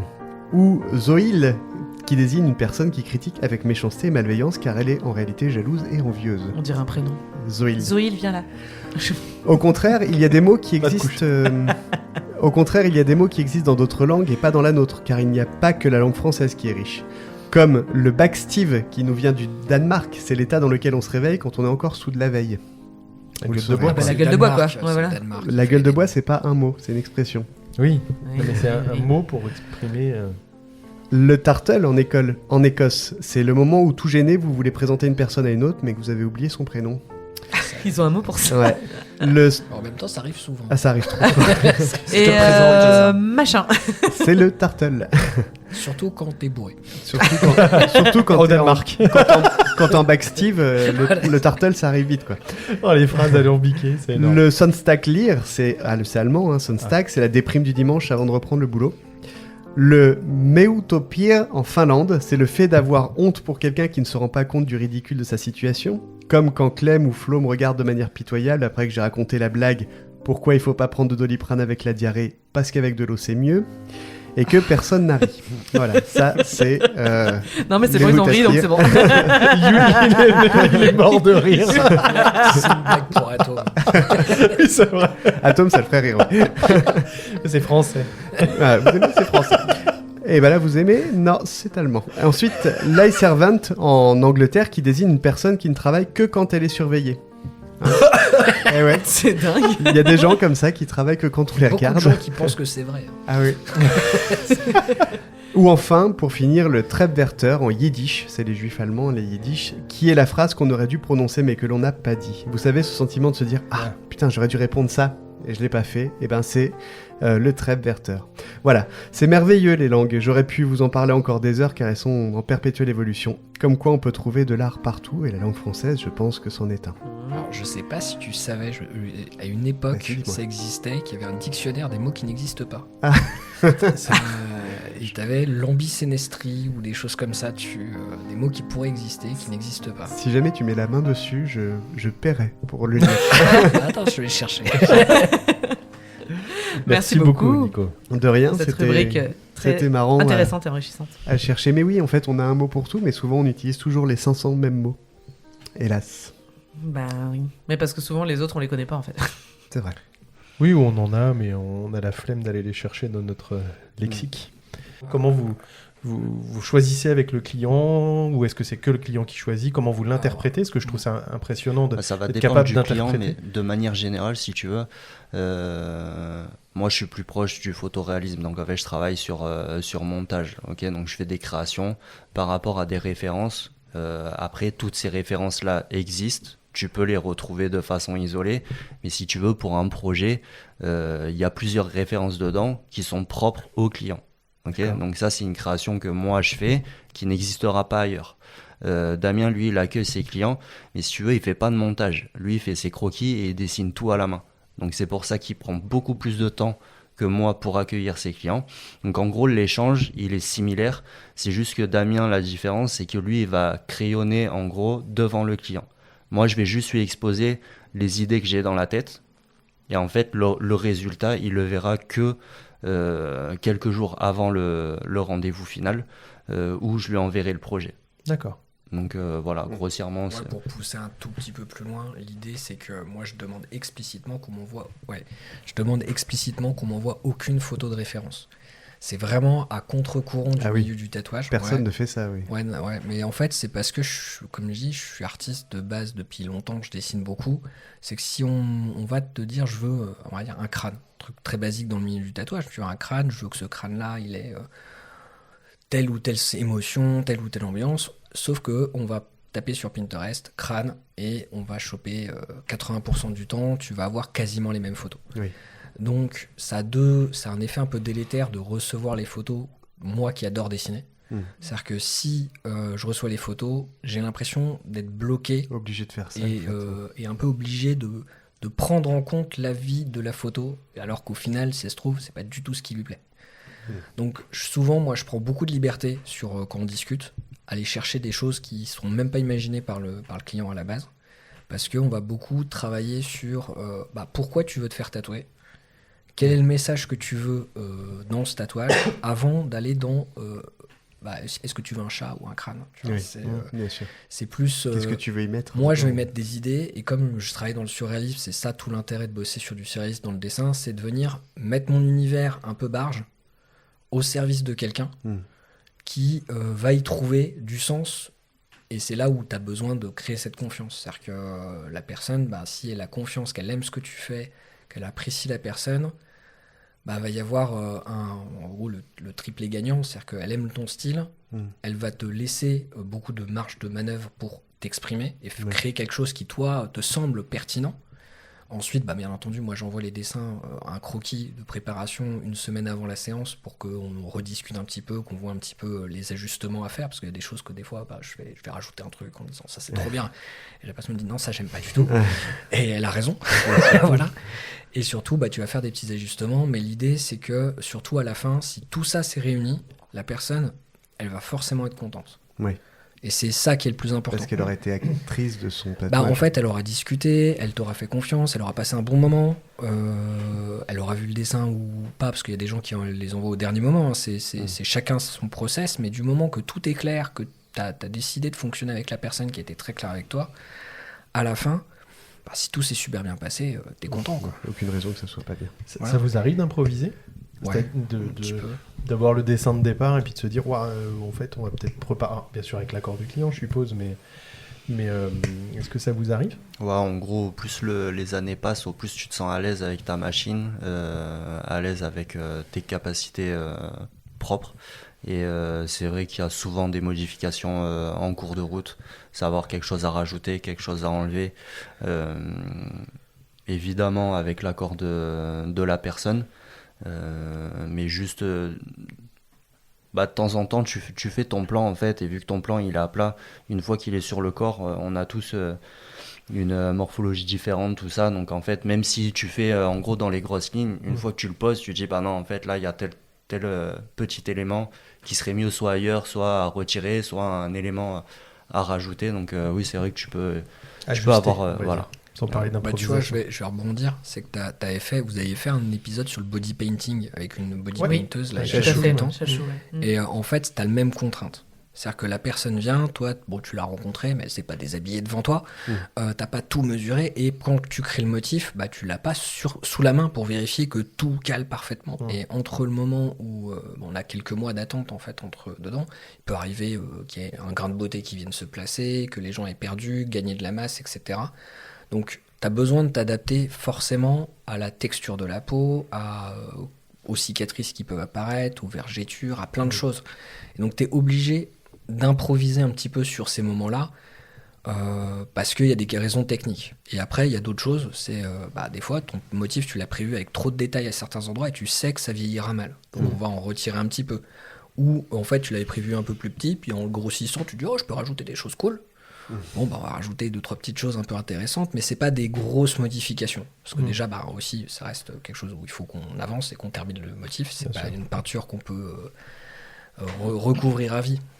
Donc, D'accord. t'es obligé de trouver un juste milieu.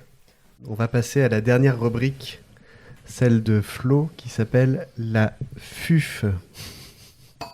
Selon le code pénal, l'usage de flot désigne toute altération frauduleuse de la vérité. Vous êtes bien avancé, non? Bienvenue dans Flow et usage de Flow, alias la FUF. C'est un jeu qui change de règles régulièrement. Là, j'ai fait simple dans la règle et encore plus simple dans le sujet, puisque ça va être un quiz où je vais vous proposer 4 réponses par question. Il faudra juste trouver la bonne réponse parmi ces 4 propositions. Clem va nous compter les points. Oui. Merci Clem. Mais de rien. Et le thème du jour, attention suspense, le tatouage. Je vois pas pourquoi t'as choisi ça. Incroyable. Je le fais rarement, mais là c'était en hommage à nos invités. J'avais envie d'être sur le thème de leur activité. Allez. Vous êtes prêts? Donc pas besoin de vos petits buzzers devant vous, là ça Si sera on les perd, 4 on coupe au propositions. montage, Ouais, tu vas nous taper l'affiche en fait. Alors, le premier homme tatoué a été découvert dans les Alpes en 1991. Vous avez peut-être déjà les infos. On a le droit de jouer, Flo. Vous C'est avez ça. le droit de jouer et vous ne connaissez pas les réponses. Voilà, donc C'est aussi. on se tape tous l'affiche. Voilà. Les 4 jouent. Vous jouez les 4. Donc le premier homme tatoué a été découvert dans les Alpes en 1991. Mais quel âge avait cet homme? Est-ce qu'il avait 20 300 ans? Est-ce qu'il Ah avait oui, d'accord. 15 Sacrément vieux. 300 ans? Et je pensais l'âge au moment où il est mort. Oui, moi aussi. Non, au moment où il a été trouvé. Est-ce D'accord. qu'il avait 10 300 ans ou 5 300 ans? C'était trouvé quand? Parce que moi, En j'aurais 91 dans les Alpes. Je pensais que c'était une autre. Tu vois, c'était pas dans les Alpes. Eh bah, si. Parce qu'il y a eu quand même des Égyptiens qui ont été découverts avec, même des Perses, avec des tatouages momifiés. Donc je pensais que c'était plutôt eux les plus vieux. Eh ben non. 20 300, 15 300, 10 300, 5 300. Il y a du 300 23. là-dedans. Yul dit la 3. La 23. 3, c'est 20 300, c'est ça? Ouais, je Le pense. plus ancien? Euh, La première Moi, je dirais proposition, le ok. plus ancien aussi. parce 20 que ça, 300, quand même, c'est ok. quand même Jules, super tu dis quoi? vieux. J'ai pas entendu ce que tu disais. bah ça là. 20 La 300. 20 000. Ouais. Non, c'était quand même, ça reste du tribal, donc il y a des chances que ça soit très vieux. Bon, il devait bien avoir 10 000 ans dans le... 10 000 ans, ok. Ouais, c'est ce que je pense. 10 000 aussi. Ouais. Et ben, il y a longtemps que ce n'est pas arrivé, mais personne n'a la bonne réponse. En Oh. fait, c'est beaucoup plus récent que ça. Eh ben. C'est 5300 ans. C'était la dernière proposition. Et on l'a nommé Ozzy, le petit gars. Ah, mais oui, on le connaît en plus, Ozzy. Il a une 60aine de tatouages, principalement sur les articulations. Et en fait, les chercheurs supposent que c'était plutôt utilisé au départ pour soigner toutes les douleurs articulaires. En fait, c'était les premiers signes de médecine. J'ai vu l'article il y a, je sais pas, genre une semaine, quoi. Et bah voilà. Je suis trop con. Et moi, je suis trop content. Nous, on la connaît, mais on sait pas quel âge elle a quoi. Tu vois. Et oui, c'est Ozzy. Voilà, Ozzy. Mais c'était ma petite première question piège. Ozzy et les cafards. Allez, on connaît tous le mot tatouage, J'adore ce parce qu'on dessin. en parle depuis tout à l'heure. Tatouage ou tatou, pour les intimes et les Tatou. anglais. Tati tatou. Mais est-ce que vous connaissez l'origine du mot? 4 propositions. Du nom de l'île de Tatillou, au large de la Normandie, sur laquelle les prisonniers recouverts de tatouages étaient isolés au XVIIe siècle. Ou est-ce que c'est du nom du créateur de la technique moderne électrique du tatouage, Rudolf Tatou?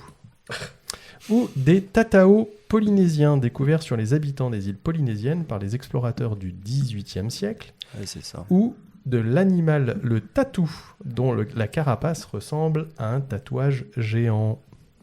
Yul avait une tendance pour Pour les les Polynésiens. tatao polynésiens. Je serais Ok. d'accord avec. Ce serait pas avec étonnant. Yul. Tatao polynésien. Je suis pour assez d'accord Astélat avec Yul aussi, ouais. Aussi Sachant pour que Nico. Les deux premières noms, pour moi. Ah, moi, l'île de la Normandie, ça me fait rire. Ah, Tatillou. Oui. C'était quoi le deuxième C'était quoi le deuxième C'était le créateur de la technique moderne électrique du tatouage, Rudolf Tatou. Comme il y a Non, débat ouais, sur qui a créé la technique électrique du tatouage. Alors, Personne n'est d'accord sur qui on c'est qui a- l'a créé. j'ai la technique 3 du tatouage. tatao, Ouais, il y a polynésien. plusieurs points, ouais. Jean-Michel Tatou polynésien. je Voilà. pense, ok. Et puis j'ai un tatillou. Ouais. J'ai 3 bonnes réponses. Bah, Effectivement, sans blague. C'est des tatao polynésiens découverts sur les habitants des îles polynésiennes par les explorateurs au 18e. Ils sont très, One point. très précurseurs là-dedans, de toute façon. Alors, messieurs, attention, préparez-vous. Dames. Qui Eh oui, est... merci. Messieurs, dames, pardon. Messieurs, dames. messieurs, Merci, dames. hein. Excusez-moi, madame. Pardon. Non, mais tape pas. Aïe. Qui est Samuel Oreilly? Samuel Oreilly. L'homme le plus tatoué du monde, ou le premier homme considéré comme une œuvre d'art grâce à ses tatouages, donc de son vivant, ou le créateur de la première machine à tatouer électrique, ou l'homme qui a inventé le premier fauteuil de tatouage avec un oreiller pour se poser la tête. T'avais pas mieux? Non, Ouais, c'est- j'étais un peu sec. Est-ce que l'humour, c'est un art aussi, hein. L'homme le plus tatoué du monde, le premier homme considéré comme une œuvre d'art grâce à ses tatouages, le Je dirais créateur le de la deuxième, première parce que Ouais, le un ou je le crois deux. que c'est une news récente. Donc le premier, donc l'homme le plus tatoué du monde pour Yul, Astelot. Mais moi, il y en a pas un dernièrement qui avait vendu sa peau pour un futur Peut-être, musée. j'ai Ah, pas donné, aux oui. États-Unis. C'est je pour vais ça pas que je donner pense à d'indice. ça. Ah. Il y a un mec qui a vendu sa peau aux États-Unis pour posthume qui soit exposé. Bah, dans un c'était musée. Pour que peut-être ça puisse Samuel, être hein. exposé après. Je pense que c'est comme Asténote. Je pense que c'est Le le premier deuxième. homme considéré comme une œuvre Ouais. d'art grâce à ses tatouages. pense. Ok, il me manque Clem Moi, je et dis que Yul, tu m'as dit. je sais Yul, plus. il a dit. Le premier. Le tu m'as premier, dit, ouais. ouais. Moi, je dis comme Yul. Comme Yul. Eh, encore personne avec la bonne réponse. Ah, mais c'est pas vrai! C'est le petit oreiller. C'est le créateur supposé, puisque apparemment ça Ah peut être ouais, remis c'est en pas- doute, de la première machine à tatouer électrique en 1891. Oh, on est nuls. D'accord. Ok. Voilà, Bah, Samuel Oreilly. En 2019, j'ai pas trouvé plus récent, mais on va dire que ça serait à peu près fiable. Quel était le pourcentage de Français tatoués? Est-ce que Wow. c'est 5, 10, 20 ou 30%? 5, 10, 20 ou 2019. 30%? Dit 2019. Ouais, quand même. Donc, il y a 5 ans. C'est Une 20 vingtaine ou de 30 pourcents, pour ouais. moi. Moi, je dirais une vingtaine. Ouais. Parce que Une vingtaine pour Nico. ok. Non, tu sais quoi 25. Je suis Bah non, comme parce Astel. qu'il n'y a pas. Il y a Il y a pas pas 25. 10 pour Yul, 20 pour Nico, 20 pour Estenote. Moi, je pars sur 30. Tu pars sur 30. Max. Ouais. Max. 2008 quand même là. Ça va être Yul qui a raison. c'est Et sûr. bah non, c'est Non 20%, Ah, c'est effectivement. nous. Ah! Bien joué. 20% Yes. des Français en 2019. Qui avait dit 20 étaient avec moi Tu avais dit 20 tatoués. Ah. Au Japon, C'est on en pas parlait énorme. tout à l'heure des tatouages japonais. En 1948, une loi importante pour le tatouage est passée sous la pression des Américains. Mais laquelle? Il faut qu'on. Ah non. Est-ce que c'est l'autorisation? Alors donc c'est le tatouage coloré a été autorisé car seuls les tatouages noirs étaient autorisés jusqu'à cette date. Quelle année tu as dit 1948. C'est pas impossible. Est-ce que le tatouage a de nouveau été autorisé car interdit depuis 1872? Ou le tatouage a été autorisé sur tout le corps car il n'était autorisé que dans le dos jusqu'à cette date? Ou le tatouage n'était plus recensé dans le casier judiciaire de la personne car le tatouage était considéré comme une marque qui signalait la personne en tant que yakuza. Je dirais, les 4 sont tellement crédibles en vrai. Merci. Il y en a une qui l'est pas. C'est la troisième, je crois. Parce que, Sur le dos, c'est ça Ouais, uniquement sur le dos. Je suis pas sûr que ça... Je vous rappelle juste les 4 propositions en raccourci. C'est les États-Unis qui ont fait pression. Ouais, à la sortie de la guerre. Donc en gros, est-ce que les tatouages colorés ont été autorisés? autorisé que Est-ce que par les le médecins. tatouage tout court a été autorisé? Est-ce que les tatouages ont été autorisés dans ailleurs que dans le dos? Ou est-ce que c'était plus dans le casier judiciaire japonais? Puisque avant c'était Je dirais pour bien repérer le les dernier, quand yakuza. Je dirais la 4. La Je 4? dirais le dernier parce que c'était quand même... Yakuza pour les deux. Donc j'ai 2 Yakuza pour la une. C'est un nom de cocktail en fait, le truc. Avec du citron. Et sans glace. Je sais pas, je dirais les tatouages de couleur quand même. Les tatouages Oui, j'allais dire de la couleur aussi. Ah. C'est encore faux pour tout le monde. Ah, mais c'est pas vrai. C'est pas que dans le dos. C'est le tatouage interdit. Non, en fait, le tatouage a été interdit en 1872 en fait au Japon parce que l'empereur considérait que c'était, ne voulait pas en fait que les Japonais passent pour des barbares vis-à-vis de l'Occident. Coup dur. Donc en Ouais, 1872, pouf, il a dit plus de tatouage entre 1872 et donc 1948 Ah, mais où c'est le fou, tatouage ça. a de nouveau Ça été reste autorisé au Japon. compliqué la relation Ah oui. au tatouage. Ouais, c'est compliqué, Très compliqué. dans tous les pays. Mais ouais, j'ai galéré à écrire mes 4 propositions, enfin mes 3 propositions Ouais, mais fausses. n'empêche que ça marche Bah, bien, c'est tu vois. crédible, ouais. Ça marche bien. Ouais, c'est clair. Allez, on retourne dans les stats. En 40 ans, par combien le nombre de salons de tatouage a été multiplié en France? Ça doit Donc être les 40 énorme. dernières Ça doit années. être Est-ce qu'il a été énorme. multiplié par Ouais. 5? Est-ce qu'il a été multiplié par 50? Est-ce qu'il a été multiplié par 150? Ou est-ce qu'il a été multiplié par 250? Je dirais 200. Ah, la C'est énorme. vache. Ça 250 pour Astenote. Faut- Yule. Yule. 50, Non, parce que 100, t'en avais 5. 5000 en 2018, je crois, un truc comme ça, et ça a été déjà multiplié par 10 depuis, donc tu vas peut-être...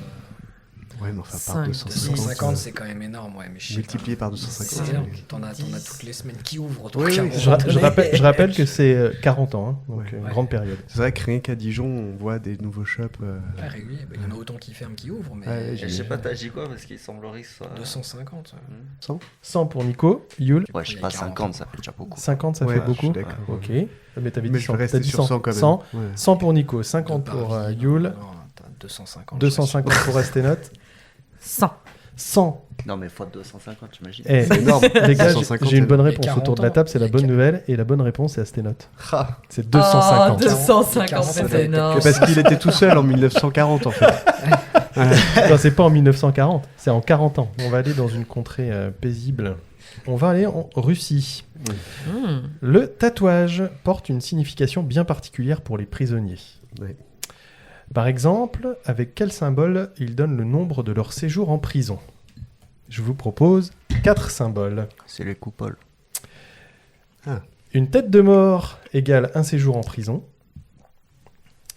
Une sirène égale un séjour en Et prison. c'est un séjour ou les années passées en prison? C'est séjour année. Ouais. Un ours égale un séjour en prison. Ou une coupole sur une église égale un séjour en prison. Bon, bah, Yule a la réponse. Yule, donc, tu nous dis quoi? Badass. Une coupole. Une coupole sur une église pour Comment, Yule, ok. comment tu. Alors, On va jouer. on va On voir va après, jouer. ouais. Moi je vais dire coupole. Je vais tiens. dire Copol aussi. Ah ouais, Ouais, ouais. Quel instinct. Oh, même moi, la sirène, ça me fait rire. Et bah, ça te fera un peu moins rire quand tu sauras vraiment ce que ça veut dire, la Ouais, c'est sirène. pas ça. Parce que t'as pris que des symboles qui valaient qui Quasi voulaient dire deux, en les tout choses. cas, ouais. Ah, quelle horreur. Tu veux pas changer, t'es sûr? Bah, je vais partir. Non, mais de toute façon, tu vas donner les explications des autres, non? Ouais. Oui, voilà, donc. Donc, c'est effectivement la coupole. Bravo à Yule. Et Yule mérite bien 2 joué. points parce qu'il l'a trouvé avant les Ah, de propositions. Chapeau. Alors, Bah, quoi si. encore Allez, Bon, il 3 m'a points. grillé mon jeu, mais, mais il avait la réponse Parce que avant. ça fait 2 points sur 10. Comment tu savais Comment tu savais, Yule Il n'y avait que 4 questions.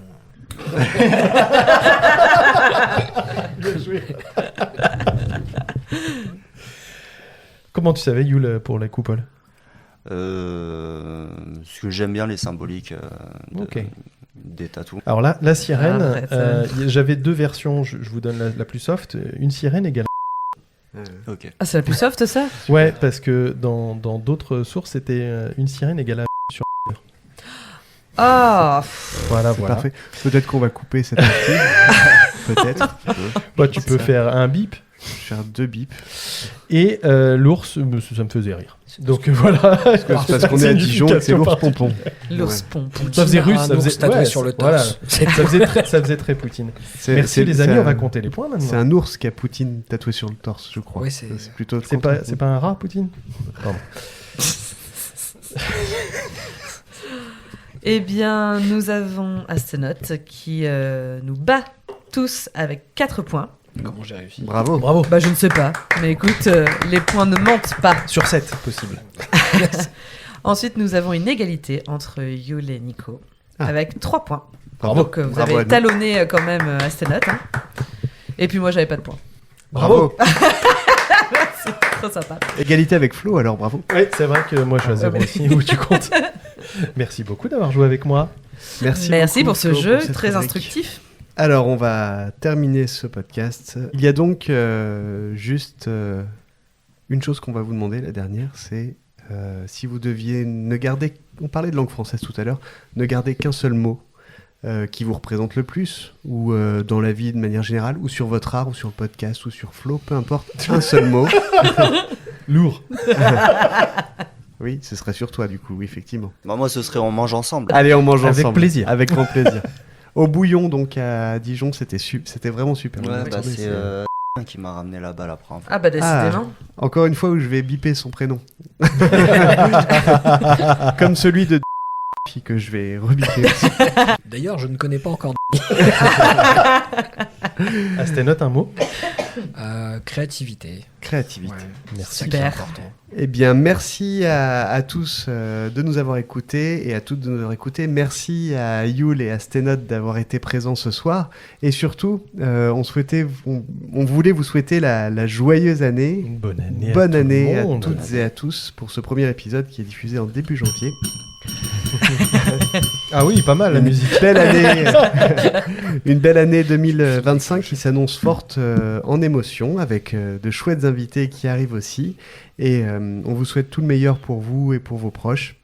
Et on se dit à très bientôt et à dans 15 jours pour un nouvel épisode avec des invités. Et sinon la semaine prochaine pour une capsule. Bonne année Bonne à tout le année. monde. Et merci Yul Merci. Asténote. Merci. Merci à vous. beaucoup. Bah, je pense qu'on a trouvé la solution pour arrêter les guerres dans le monde. On va lâcher des lapins. Merci d'avoir écouté Plein Phare. On va gâter. Papa, maman, je suis artiste. On se retrouve au prochain épisode. Mais c'est pas un espace.